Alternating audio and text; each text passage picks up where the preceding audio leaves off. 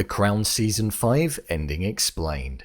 Well, the show is finally back. After being without a new season for 2 years, the show has returned for the 5th installment, covering the era of Charles and Diana's divorce, whilst the public's uncertainty around the need of a monarch that was being viewed as aging and out of touch was ever so present. With a lot to unpack from this season, I thought I'd recap, break down, and explain all that there was to take away from this latest season of the show. So let's get into it. Here is The Crown Season 5 ending explained. Just to let you know, this video will contain spoilers. This season of The Crown focused on a couple of main aspects which were embedded throughout every episode and we saw connected to the royal family. It was that of divorce, the breaking down of a family, and the idea that if something is too old, it's too costly to fix and is most likely going to be outdated and won't survive in the modern world. We saw this personified on screen mostly with the Queen, with how she felt about herself in the sense that she was starting to view herself as old. In fact, it was one of the first things we saw opening up the season. She was envious and upset that Philip was finding companionship in a younger woman, the Britannia yacht was too old and was getting decommissioned, Prince Charles stated that he felt as though his mother was out of touch with the people, the BBC was being viewed as dated amongst the era of satellite television, and also the public were increasingly believing that the monarchy was something that wasn't needed anymore. The modern world was among them and they didn't know what to do.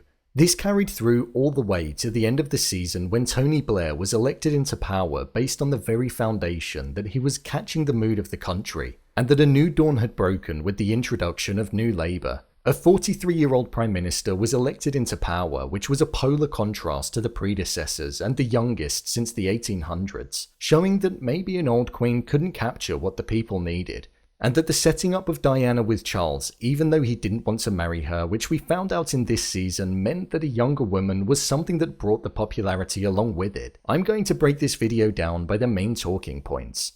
Diana's inclusion in the show. For a lot of the show, we saw the story mainly focus around Diana and her involvement in the royal family at that time. It was the era of separation from Prince Charles where there were multiple scandals such as the leaked phone call which at the time in 1993 was called Tampon Gate, where the conversation between Charles and Camilla was plastered all over the newspapers following the announcement of Diana and Charles' separation. We saw a struggling Diana in this season, and one that was summed up perfectly by the episode 7 title, No Woman's Land, a place where Diana was all too familiar with. A woman who, despite not being tied to the royal family anymore in the sense of love, but on paper, marriage, she still had the fame, attention, but most importantly, the trauma of all that came with her life when she was part of the royal family. Her sense of not belonging post-separation was still present, as we even saw when she was in the marriage. When she was asked for names of her friends, she only named individuals that worked for her, showing that there was no real sense of self-identity or belonging, which the show made extremely clear.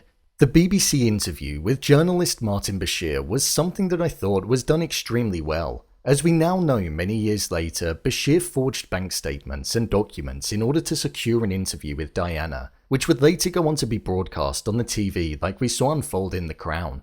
They painted out Bashir to be a person who was preying on somebody who was in clear need of help, paranoid about being followed and listened to, and it seems as though they got the sneaky, manipulative behaviour spot on. There were multiple moments in the season where you really felt the hounding that Diana got from the paparazzi and press on a daily basis, to the level where she wasn't able to move comfortably, which was something that was present throughout her time and you did sympathise with. The hold that the royal family had on her in this show was something that was evident, and the fact that it took so long to get a divorce showed the duty that they expected her to uphold.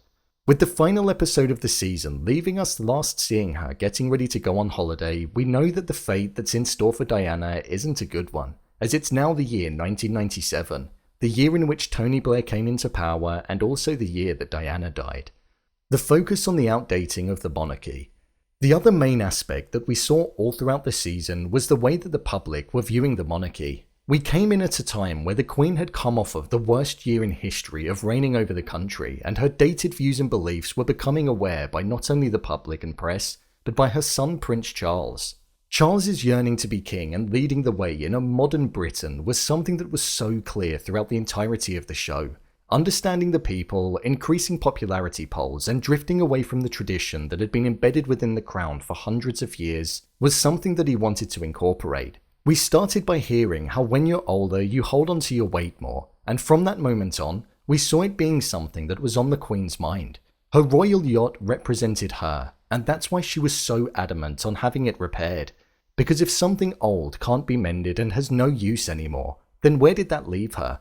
And that's what we saw in the closing episode, where she had one final walk around it where she looked emotional at the end, as she was essentially reliving her past.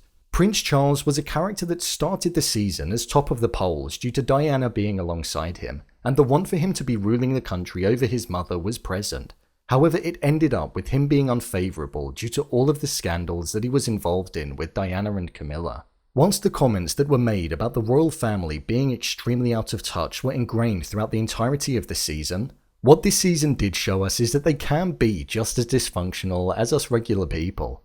Divorce, families breaking down, dysfunctional families, and also death of the people that you love. Whilst it's in a different capacity, a completely different capacity, the approach of hiding it behind the doors of the palace that the Queen took was the very thing that was making the monarchy out of touch. When we left the royal family at the end of the season, there was no real change in the viewpoint of the public, only apprehension as Tony Blair was coming into power. However, it wasn't that way for Charles. The only thing that we saw was that Charles felt as though he wanted to do more to change the perception of the people, and his hunger to sit on the throne was ever so present, along with wanting to marry Camilla despite his mother not allowing him to due to tradition. So it will be interesting to see that develop further. I thought this season of the show was a good one. It was gripping, provided a lot of drama, and as per usual, I thought the cast was spot on with appearance, delivery, mannerisms, and characteristics. It's incredible how good some of them look when compared to the individual. Elements such as King George and Tsar Nicholas II was an interesting inclusion in the show, as it provided elements of older parts of history that are always interesting to know about, which we wouldn't ordinarily see depicted.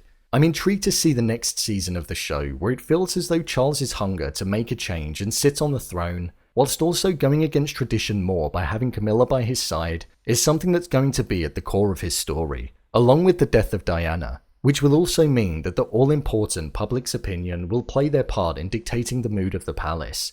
So, there you have it, The Crown Season 5 Ending Explained. If you want to see more videos such as endings explained, theories and predictions, and character breakdowns, then click on the I button. Or alternatively, you can head over to my channel where you'll find them all.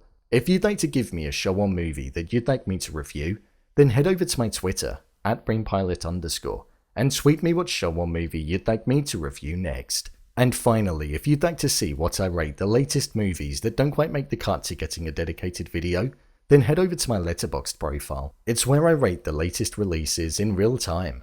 What did you think of Season 5? Leave a comment down below, and don't forget to subscribe. I'll see you next time.